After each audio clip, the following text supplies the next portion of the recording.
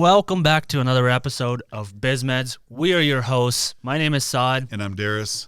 For today's podcast, we're going to be talking about, we're going to recap a little bit about flow and the characteristics of flow and how to get into it. What are the things that might be blocking it, and giving you a bit of a holistic understanding of the flow state, which I like to kind of summarize as the ability to lock in and have an understanding of where the heck you're going in your life and what you're trying to accomplish. Absolutely.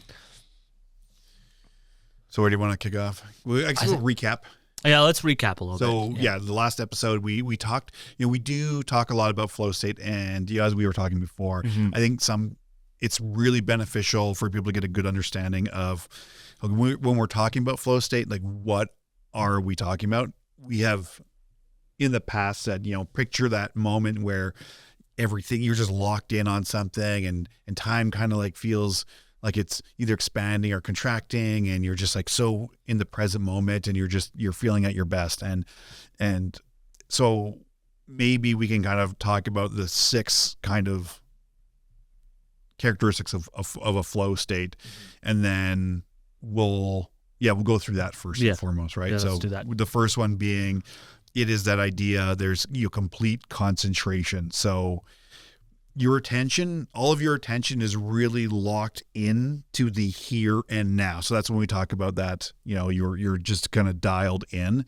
That's one of the characteristics, is that complete concentration. You're not focusing on anything else. Like all your attention is like, you're locked in right now, present moment, here and now. Like that's one of the key characteristics of flow state. And you know what you need to be doing, just mentally in the We'll get to that. Yeah. We'll get to that part. But like the whole thing is you're not wondering about what you're making for dinner. You're not wondering about, did you leave the stove on? You are completely locked in on what the task is that you're doing. So if you're out like me, snowboarding in the winter, which it currently is, it's one of my primary flow activities during the winter months, or in the summer if I'm taking the bike out on the track. Like you're not thinking about anything else other than what you're doing in that moment. So, and then if you're in a 1-month day, when you're locked into a flow state, like you're not thinking about, I wonder what so-and-so's doing, or I'm wondering what I'm going to have for dinner. Like absolute 100% in the moment, locked in, right? Yeah.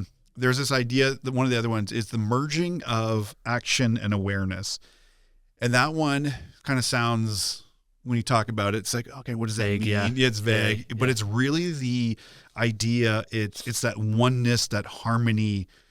It's really about heavy duty, task specific focus with high speed problem solving. And I like to, for me, that makes the most sense when I'm talking about like either snowboarding or tracking the bike, where you are like, in addition to having all that focus right now, like things are coming up and you are just problem solving and your task focus is right there.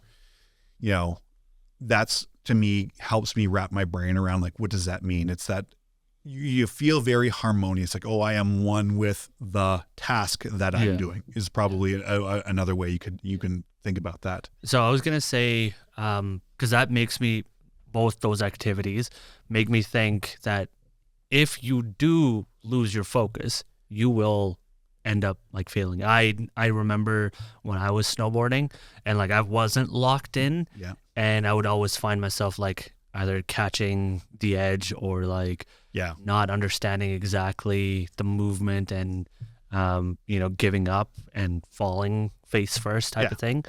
So just to me, like when you say that, it means I have to be locked into the task and being here now and in the present and focusing on everything that helps me get through it. So the distraction is going to make me fail. Oh yeah. I mean, you have a higher propensity for that if you're distracted. You're not really locked in. Yeah. So we'll get into that later on. Yeah. Sorry. Spoilers. Just gonna say, spoiler alert. Yeah.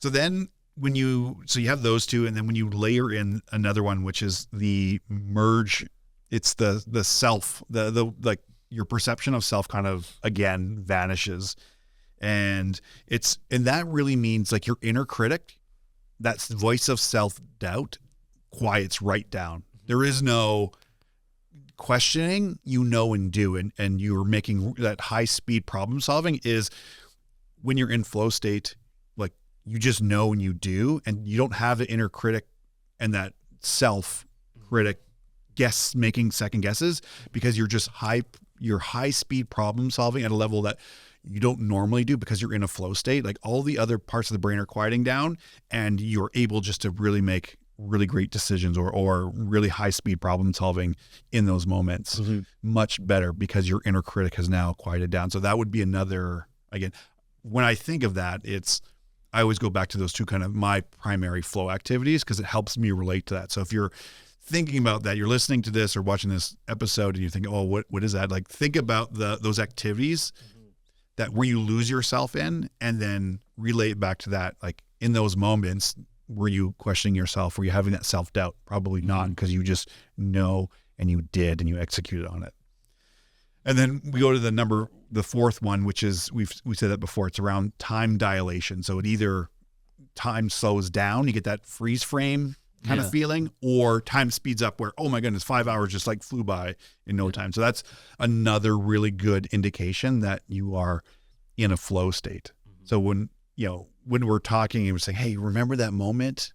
Those are like the really key kind of characteristics that help people understand, oh, what was I in flow? Those are the common characteristics and earmarks of that. And then we talk about like the sense of control. So when we say sense of control, we just have a very powerful sense of control. Like you are the captain of the boat. You are making the decisions. You're fully in control. So again, that's another characteristic of that flow state. When you are completely locked in, you're dialed in, you're making your high speed problem solving, all those things, and you're all in the now. Time is like either standing still or you go and you just have that feeling like you are, wow, like you're just completely in control of all that. So that's that other feeling characteristic of what a flow state is. Yeah. Nice. So, and then if you're experiencing some of the, like you said, it's snowboarding, some of the frustration, like there's probably, that's not happening because, you don't feel like you're really in control of that, right? Something's happening. Like, oh my goodness, I'm failing. Yeah. And so to touch back on a comment you made in our previous episodes regarding flow, could also be one of those like where it's a skill gap, where it's too big of a gap, where it's not challenging enough and it's not helping you lock in. Yeah. And you're constantly comparing yourself to where you want to be. And, exactly. Yeah. And it's a huge gap, or it's the expectation versus the skill is, and what you're expecting is too high. So it then kicks you out because you're not able to, that challenge skill ratio is not in the right spot. And the last one is really around, we've talked about this before, is we call it the Autotelic Experience. So flow is an Autotelic Experience, which simply means that the experience is the reward. It is. Yeah, you find joy in doing. You find joy. Yeah, absolutely. Like there's just joy in the experience itself. So all of that. So in flow state, if you're trying to get into flow and doing something you don't like, I mean, will it be as rewarding? Maybe not. The experience of flow in and of itself is rewarding, which is why there's a lot of psychology and neuroscience reports around people that get into flow regularly generally lead happier lives or have happier lives or perceive themselves as happier, because they're always doing these things that make them, give them this experience that they enjoy doing. It's not about the destination. It's about the journey. No, that's a great point you make, because you'll find like high achievers or people that are driven to constantly be in that state of flow, where they'll complete one thing and then hop onto another one and then just doing the exact same thing, not the exact same project or whatever, but like they're moving on to another thing. And you'll have people that have never experienced that saying like, didn't you already fulfill what you were looking for? You got to the destination. And people don't understand, it's not about the destination, it's about like journey. Deep thoughts with Deep thoughts. Yeah. So that's when we talk about flow, that's really just helping people get a really good, solid understanding of like, those are the characteristics of a flow state. So hopefully when you're thinking about looking back and say, because because we always encourage, how do you get more flow? Well, think back to an experience where you had it, and what were you doing? Like, what were the circumstances? What activity were you doing? Were you like me, we got snowboarding at the time when I first kind of really remember looking back very vividly now that I understand flow, when was a really concrete flow experience. I was speed skating, and I can look back at that and I'm like, oh yeah, those are all the characteristics that had happened in that moment. I'm like, oh, that was at that time, that was a flow activity for me. And then now being able to say, oh, tracking the bike in summer and snowboarding in the winter, really high flow activities for me. So we want people to like think about that, and how you start to get better at getting into flow is start bringing some of those activities again into your life, start scheduling those back in as much with much more regularity than maybe you have been, or you haven't realized that was a flow activity for you. Mm-hmm. Start getting back into that, because that will then, as you learn more about using flow for your business, will help you get into flow, because you'll start to understand what it feels like and what those mechanisms are. Right. So, and then, so that's the characteristics. So I think we were going to dive into a little bit about kind of what enables you to get into flow. What enables, yeah. And so there's, a list of flow triggers. There's individual flow triggers. There's also group flow triggers. We talk about that. It's not something we focus on a whole lot, as it relates to this, because we see primarily that if you don't even know about flow state, like, we're not even worried about trying to get your team or anything into a flow state. It's really about you as the business owner first and foremost, learning about what is flow. That's a really interesting thing. How do I leverage that? How do I introduce that skill? How do I learn more about that skill so that I'm focusing on the right things and condensing as many time frames as I can on high value work? I absolutely agree. And I think also it's if you yourself don't know how to get into flow and you're doing it in a group setting, somebody can be a flow blocker. If they're not on the same vision and the same goal and all of that, they can be a flow blocker. Absolutely. And so if you don't know how to do that, or you manage that, or set your group up, then again, you might inadvertently be also contributing to that without really knowing. So the idea is learn your own skill first, and start working on yourself and getting your things right, because that will inadvertently move your team and everything faster in the future anyway.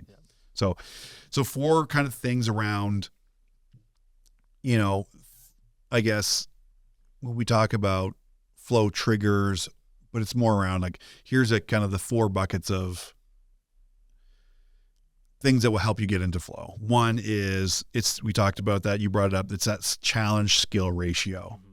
So if you go into it and the challenge of what you're trying to accomplish is too low, there's not enough challenge there, you're going to be bored. So it's not really going to help you get into flow, because it's like, oh, there's nothing there. On the other side of that is, if it's too hard, like, you're going to get overwhelmed.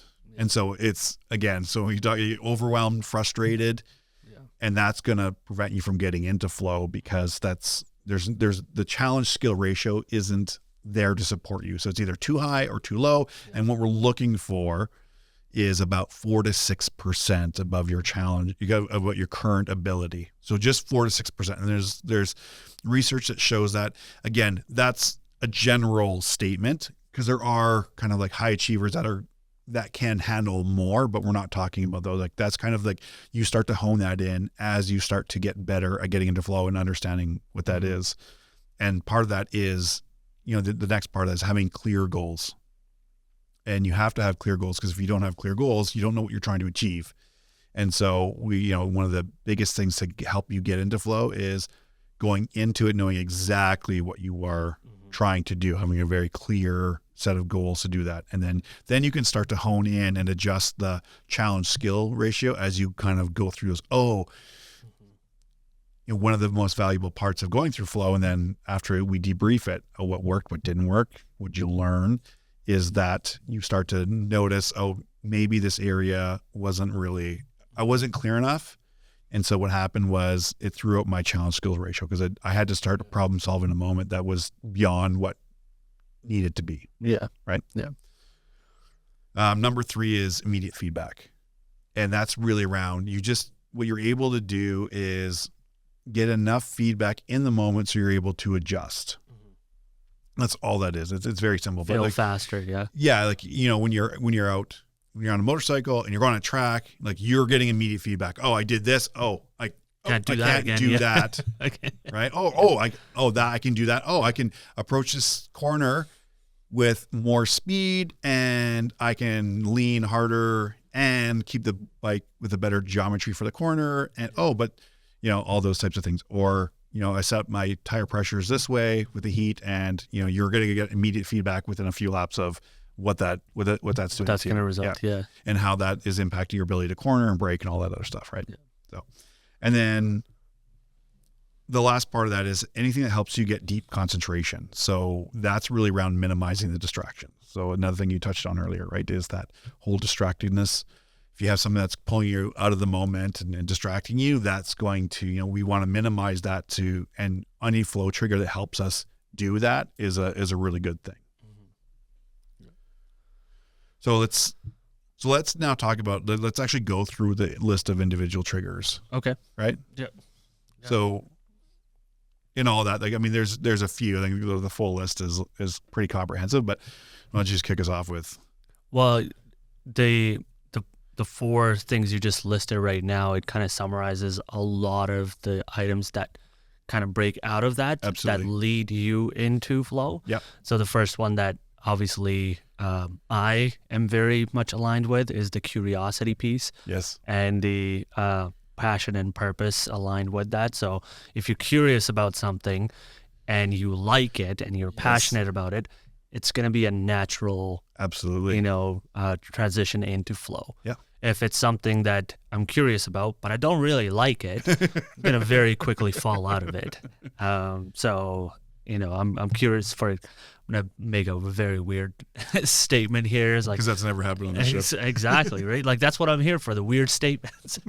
I'm curious about botany, but I'm not passionate about it. Yeah. Right? You have a curiosity. Yeah. But then I think that third part of that one is the purpose, right? Yeah. Which pulls it even more further along. And it's okay, I might be curious about something and have some passion around it, but have I linked it to a higher purpose? No. I was like, no. Yeah. So botany might not be one of those great topics that you're like, it's not. You're like, okay, that's not what it is. Fast cars. You got me there. Pretty curious about them. Yeah.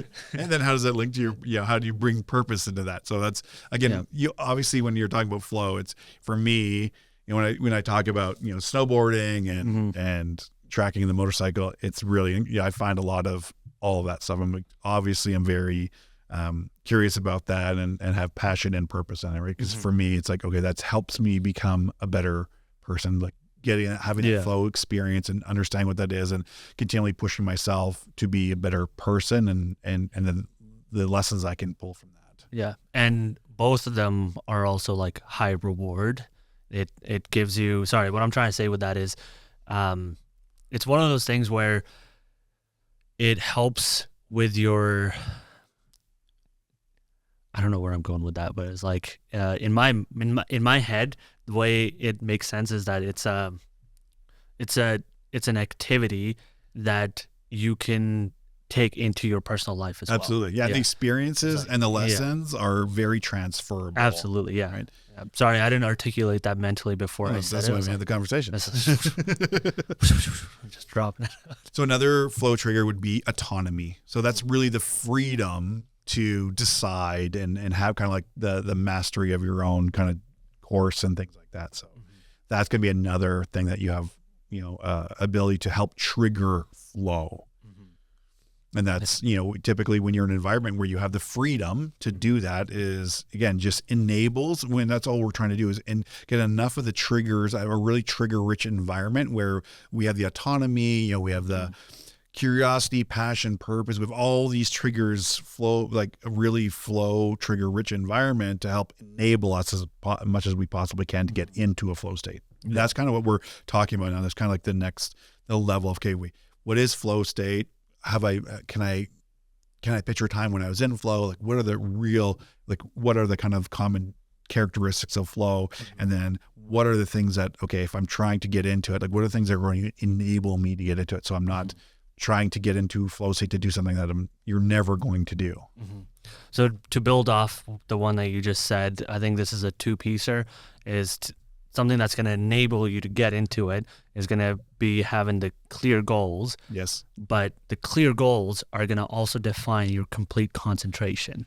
Yes. Right. So the clearer your goals are, so again, we'll skip ahead because clear goals, you kind of nailed two, is the clear goals is a flow trigger. Right. So the more defined, right, will then allow you to become more completely concentrated on the thing, because you're removing a lot of decision making that doesn't have to happen, that doesn't allow you to be more creative and productive or dial into what's happening. Exactly. Yeah. In my mind, like the way that lays out is, imagine on the highway, if you had a speed bump every like 1 kilometers, whereas like on a highway where you have no speed bumps at all. The clear highway is the one where you have the clear goals defined and you are completely concentrated. Yeah. The highway that has the speed bumps, that's your thought process taking in over again, trying to define the goal as you get to like the quote unquote finish line of a piece of that goal. Yeah. That makes sense? Yeah, that does. Okay. Yeah, it's what you want to do. You want to get to that nice straight, like. Yeah. The Autobahn. The Autobahn, yes, for creativity and productivity and all that stuff. So. So you talk about that. You touched on it, and the idea of it's risk and reward. And so there is an element of risk. So, we talked about it. I think it was the last episode we recorded was around flow, and why, 2 episodes ago, was around, who's the last one? Doesn't matter. They all start to blend together. We're talking we talk about flow all the time. Yeah. But when we talk about the extreme sports, especially like extreme snowboarding and things like that, like over the last few decades have like really ramped up because they're very high flow trigger rich environments. And one of those is there's an element of risk. So the X Games and things like that, like those are really flow heavy, flow intensive activities because of that kind of like risk thing. And by the way, risk is really relative, right? So obviously I look at it and say, okay, I'm tracking a motorcycle at, 280 kilometers an hour, which I can't remember what that is, miles per hour, fast. Probably like 100 and whatever it is. 30, 120. Whatever it is. It's extreme amount of speed. And of course the risk is there because if you wipe out or there's a high potential for absolutely or depending on what kind of snowboarding you're doing, right, there's an element of risk. So again, that element may or may not be there when you're involved, like you say, hey, we've dialed in a flow day. That element of risk may not be but again, when you're looking at all of it, the more triggers you have available, obviously we want to use as much as possible. So that's where risk, like any of the flow triggers, like you don't have to have all of them, but we're saying like, here's the things that are going to enable you. And the idea is we want to load as many as you can because the more we have that enable you, the easier it's going to get into flow. Absolutely. Yeah. The one that sticks out to me is, and it kind of lines up with what you just said, and you touched on it earlier as well, the complexity piece. Yeah. So if it's too complex, it can be a flow blocker, or it can kick you out of flow. But it has to be complex enough that it piques your curiosity, piques your passion, and it aligns with your purpose. That pulls you into flow and keeps you into flow. I associate it with like the experience piece when you're playing video games. And you're just constantly going to the easier guys, and you're getting the experience, but you're not developing any skill. It's not challenging you. It's not. And so you make a good point. That complexity, again, like risk, is relative. So it's relative to your skill and ability and what you're able to do. So you could be really skilled in one area, and then suddenly like moving into something new, and that complexity suddenly relative becomes much higher with a lower skill level. Right. And so that's where, obviously like there has to be some complexity there because we want to be able to problem solve as we get into flow, but we don't want it so high that we're like, it becomes overwhelming to us. Absolutely. Then there's the idea of novelty is that, we want to make sure that there's newness. There's things that, kind of pique your curiosity that kind of drive that. It's like, there's new things that can happen in that and you can do these things. And so we want that element of novelty in there to really help with that. I think also if you know what is going to happen after every single thing, that's going to not pique your curiosity. There's not going to be a novelty.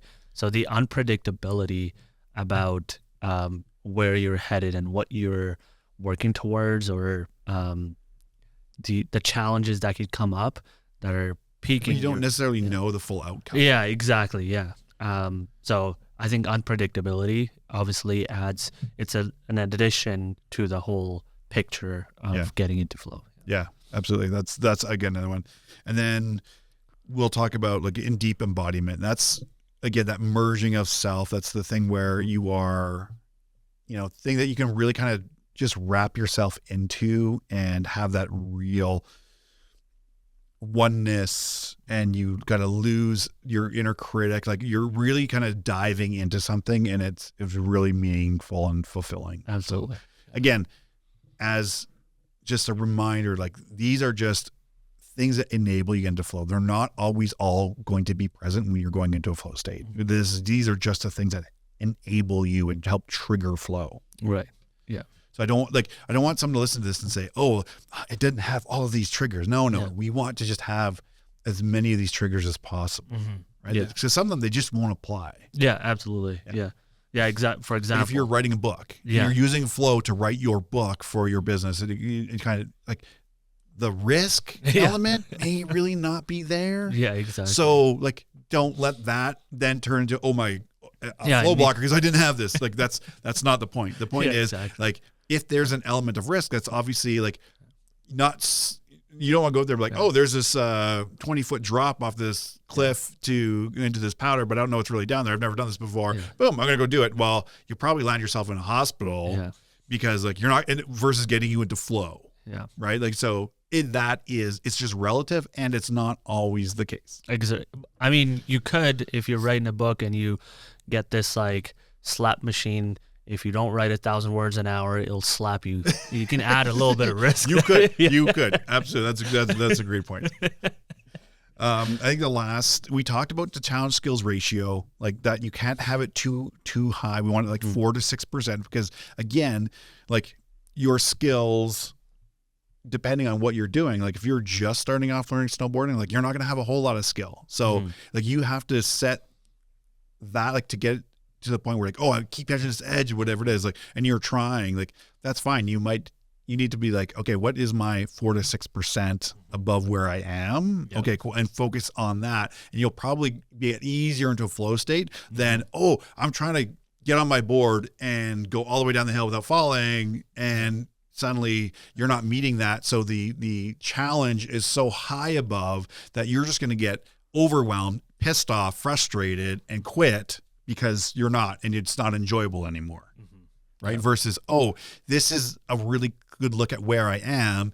And this is just a little skill that I need to improve is this much. What is that from where I am? Okay. And you just focus on that. And suddenly you'll probably have a lot better time doing into that in terms of like skill acquisition. Absolutely. Remember when I was supposed to be on a bunny hill, but a buddy of mine took me to a black tie? Yes. And he did you a huge disservice by doing it. Because it's those type of experiences, though, that now, like when you have that, like someone asks you to go, you're like, your perception of what it is going to be is really high. So that risk factor suddenly goes up, and it's like, hold on. I'm probably not going to do that. Versus, hold on, like, no, we're going to take this, we're going to like dial it right back down to where your skill level is and like just take it a little up from there and work on that foundation. Yep. And the other one, the last one that we're talking about is creativity, kind of pattern recognition stuff, where it's obviously if you have the ability within the activity and to be able to get your creativity up and something that allows you to express your creativity, again, that's going to be huge. So whether, what's creative about snowboarding? Well, you pick a line, you could maybe do some tricks, you can do all sorts of things that, allow you to express some creativity just from that. Or maybe, like I said, you're writing a book, and so you get to use words and thoughts to express creativity and things like that. So yeah, those are kind of your major flow triggers. And in one of those rare moments where we go over time and we have to reset, technical difficulties. Reset. So we did, we just completed all the flow triggers, which was really, again, just because they don't all show up doesn't mean we just want to, when we're talking about flow and we talk about the 1 month day and how we leverage it for business, we want to set an environment where we have just as many of those as possible. It's not a definitive, like you have to have all of these. Yeah, exactly. We just want to make sure that we can incorporate as many of those as possible to help get the deepest flow state possible and make it as easy to get into flow as possible. And exactly like you said, they will be task dependent, like which task requires which of them. So it's a mix and match. Yeah. Like what you do sitting in your, in your office and to achieve for your business is going to be very different than when I'm out on the motorcycle on the track, going a few hundred kilometers per hour. It's going to be very different. Exactly. And so it's going to be relative to, like you said, the task at hand. Absolutely. Yeah. Okay. So now there's about 10 major flow blockers that we'll go over, we'll touch, and we'll just we won't go into too much detail, but like they're pretty self-explanatory. I think as we kind of go through them, like, oh, okay, that makes a lot of sense. Yeah. Some of them are like almost like a direct opposite of the flow trigger. Yeah. Right. But I think it's still important that we identify them, because we can talk about flow all day long and we can talk about, how amazing flow is. But if you're not dealing with the blockers, then you're probably not going to be able to get into flow anyway, because you might just have so many blockers available or blockers in your way that you're not able to get into the flow state. So while we want to make a trigger-rich environment, we also want to minimize and deal with as many of the blockers and manage them and get them as close to zero as possible. Yeah. Right.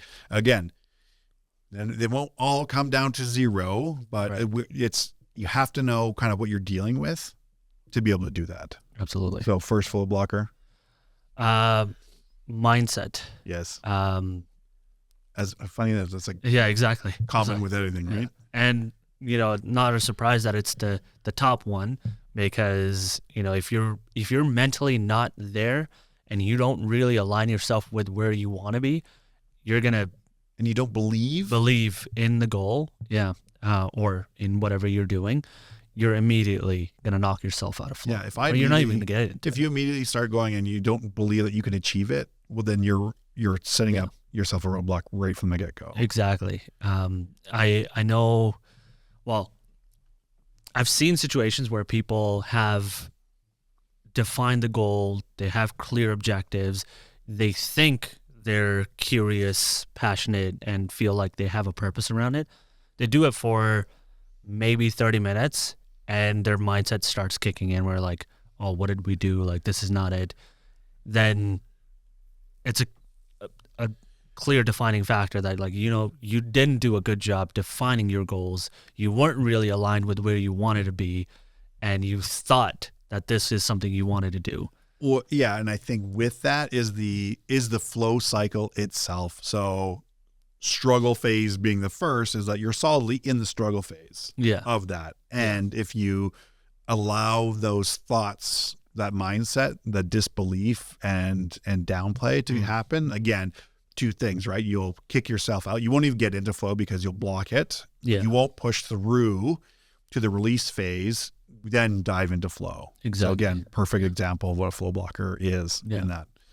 And the second is clarity. So if you don't feel like you know where you're going or your next steps are, you're unable to kind of like dial that back. If you're on that constant feeling like the fog of war, you don't know where you're going or what the next step is, that will continually be a flow blocker. It's why in our 1 month day program, we spend a lot of time about helping you identify kind of what the one big dominoes are. So what are the things that you need to do? Because you won't be able to get into a flow state if you don't deal with that. Mm-hmm. That's why we even carve out specific lesson around that and what that is and how do you define that? What's the process you go to help get clarity on that, which then also goes hand in hand with the clear goals.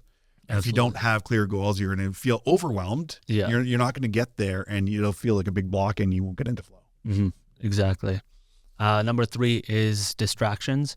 And we talk about that a lot. This is one of the big reasons why you'll hear Darris say this several times is shut down your phone. Yes. Do not do a D&D. Do not put it on silent. Shut it down. Yes. Because long as you know that thing is around and available, you're going to feel distracted. Well, yeah. I mean, your thought is going to go to it and you are conditioned to grab it because of the notifications, all things. But it's such a habit we've been conditioned to just want to go to it, just default, grab it, look at it. And with result of that, I think the numbers are we're distracted on average once every 11 minutes. Mm-hmm. But on the other part of that is to get back to a focused time, the average is about 23 minutes. So if you think about the mental math around that, if we're getting distracted every 11 minutes, but takes us on average 23 minutes to get back focused, that is a tremendously distracted life that we lead. So that's why I'm a big proponent of remove the distraction. The number one being your phone and just remove the temptation altogether. Turn it off, put it somewhere else so you don't even have it to tempt you. It's about creating friction and lubricating the areas that you need to. So where we need to increase friction to stop us from doing the things that we don't need to be doing, and then reduce the friction or lubricating and how we get to making those things easier. Mm-hmm. Yeah. So motivation. And I feel like this one is, motivation is fleeting. I don't really feel physically like doing what I know I should be doing. So that one is another one. So that whole motivation level, which is why we, again, talk a lot about grit and how do you develop the skill of grit, is because we want to rely less on that feeling of motivation. Obviously, we want to where we can incorporate it. But if that feeling like I don't want to do it and we haven't exercised or built the skill of grit to know, okay, I can do this regardless. And I need less kind of that feeling of motivation where I can just rely on my skill of grit, that constant discipline to keep doing and executing. Absolutely. Yeah. Burnout is number 5. Which not necessarily on it. And by the way, these are not in any ranked order. Yeah. They're not in ranked order. This is number 1. Because I would say on this scale that distraction and burnout are probably top 2 flow blockers of this whole list. Yeah. And burnout is also one of the things that we talk a lot about, because people tend to put themselves into that burnout state by constantly taking on more and trying to do a lot more and not finding ways to optimize and create efficiencies. So if you're just mentally fried, you're not feeling the energy and the motivation along with that to keep going, whatever you're going to do, you're going to do the opposite of getting into flow. Yeah. It's picture of it like living in the constant struggle phase and never getting out of it. Absolutely. And you are just cynical. You are completely just done. And it's even just painful to think about continuing on because you're just completely done. That's why we create a whole masterclass that we offer for free to deal with burnout. And how do you remove as many of these flow blockers as possible so that you can enable you to get into flow. And that, so the next one we talk about is time. And that's a constant one, right? Oh, I don't have the time. And if we're always feeling like we're crunched and stressed for time, then that will be another one. And what we want to be able to do is, teach you enough about the perception and the reality of time that you can start to perceive time differently and operate with a different level of control over your time. And the whole idea is, we're going to leverage flow to get more time back. But if we're always kind of in this perpetual burned out or all of these things where we see time as this barrier, it will always be a barrier. We'll never have time to do it. Right. Yeah. Next one is exhaustion. And I think that's kind of a product of burnout as well. And what I constantly keep seeing with people is that they're exhausted. They keep doing their day-to-day, but they just can't do more or they can't do better. Yeah. And they're constantly wrecked. Their focus is not where they want it to be. And they're just absolutely losing their motivation to do better, finding the mindset or the ability to get into the state of mind where they need to be to get into a flow state. Yeah. And then along with that is, usually there's a stress or the idea of stress. And that could be I'm either underwhelmed or overwhelmed. Mm-hmm. Right? Like, so I have either too much to do. I'm either, there's too much stimulation or not enough stimulation, in which case we have a level of stress that combines. So the stress factor will also be a blocker to get into flow. And by the way, it's important to know that, you can exhibit multiples of these, and one could actually cascade into other areas, these other blockers, and create additional blockers. Right. So we want to clear these up kind of like systematically as we can, dealing with kind of the highest flow blocker first. Yeah. The last one is self-sabotage. Skipped over overwhelm. Well, you mentioned overwhelm. Oh, yeah. So, yeah. Overwhelm is its own category. Okay. Yeah, but again, that's why I say it's like, so some of these will kind of cascade. So overwhelm is another one where you might have a certain stress level, but you're not overwhelmed. Right. Yeah. Right. But chronic stress can lead to a feeling overwhelm, or some of these other things can lead to a feeling overwhelm, or you just have too many things on your plate. Right. Which can then also trigger higher amount of stress, which can trigger burnout at a longer. Exactly. If it's chronic and it's happening over a longer period of time, then you're just, wow, you've gone past the point of being stressed and overwhelmed. Now you're like into burnout. Okay, well, what do we need to do to help? Where do we find the underlying causes of that? Like where do those happen? Yeah. And they could happen, a few things happen at the same time, or you have one chronic one or one that's kind of like driver of kind of at the root of all of these. So we have to dive in and say, okay, which of these 10 is really driving the boat here, and how do we dial that back? Yeah, no, that you're absolutely right, because like it is a cascading thing where, now you're back into your mindset, and your mindset is just not in the right place, and then you don't have clarity because you're overwhelmed, and it's exactly it's crazy. That's how that can happen, right? It just becomes this, oh wow, a flywheel effect. It just goes flying into the next one, and they impact. So the whole point of this is identify which ones maybe you could identify with as we talk through these. Which ones of these can you identify most with? What do you feel the most is most relevant? And then how do we attack that? Yeah, exactly. So you're talking about self-sabotage. So self-sabotage, I think, is also one important ones. We see this a lot in business owners where they end up becoming a bottleneck because they don't know how to leverage things to make things better, or save their time by implementing something that is going to take away their overwhelm, their burnout, their exhaustion, and help define like clear goals. And they just constantly end up being their own roadblock. So self-sabotage, I think, and it shows up in a lot of different ways, right? It's the old grenade in the lap. It could be you are your own worst enemy. It could be self-limiting beliefs that cause you to behave in a way that sabotages your success, and those can all be ways that prevent us from getting into flow. And it becomes one of those things where it's further fueled by ego, where you're constantly thinking like, all right, well, I am him. I can't do this. That's all very like you. I think everyone, as you listen to this, you'll start to see, oh wow, like a lot of these are very interconnected. And let's kind of maybe summarize. We talked about what flow is, kind of the key characteristics of knowing that you're in a really good like deep flow state, and then what are the main buckets of the things that need to be present, kind of those 4 buckets of what need to be present to get you to have flow present. And then what are the flow triggers? So what are all of the additional things that we can do to enable to make flow, the possibility of getting to flow higher and higher and higher. We just want a flow-rich environment where we can leverage all of those as many as we can. The caveat being, or the warning being, that they don't all have to be there. We just want as many of them as possible, because it's like, oh, as much ammunition as you have, that's a much better thing, right? Yeah. And then the things that will prevent you, the flow blockers, and this is where most people don't start.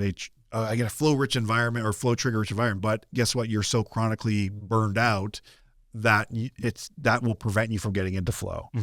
And that's why I think, we end here, because it's the perfect opportunity to highlight how important it is to deal with your flow blockers first, and why we created Burnout to Breakthrough, the neuroscience masterclass, to reclaim your life and your time and your energy, is so that you can get into flow.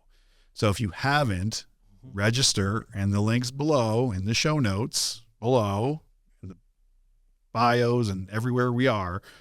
It's our Burnout to Breakthrough Masterclass. It's absolutely free. It's a neuroscience based. In under 60 minutes, you can break it to 3 20-minute sections, right? Or do it all at once. And you will have a solid roadmap and plan to deal with your major flow blockers, and help enable you to then design an environment where we can help you get into flow regularly in our 1 month day program.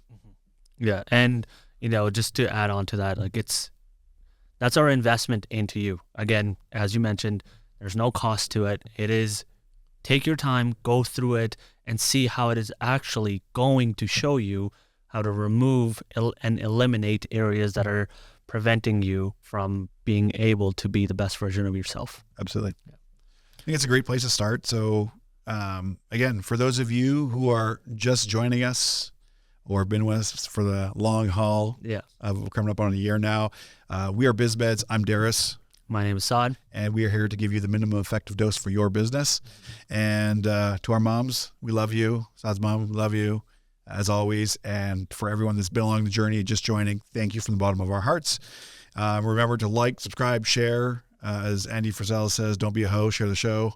It's the only way. We don't get paid for this. We just do this because we want to invest in you and give you as many tools as you can to succeed. And that's our goal. That's our purpose, is we want to help as many business owners succeed as best we can. And we know that being able to achieve a flow state in your business and will propel you further than anything else. So with that, you remember, you are just one day away from the life you've always dreamed about. We will see you in the next episode.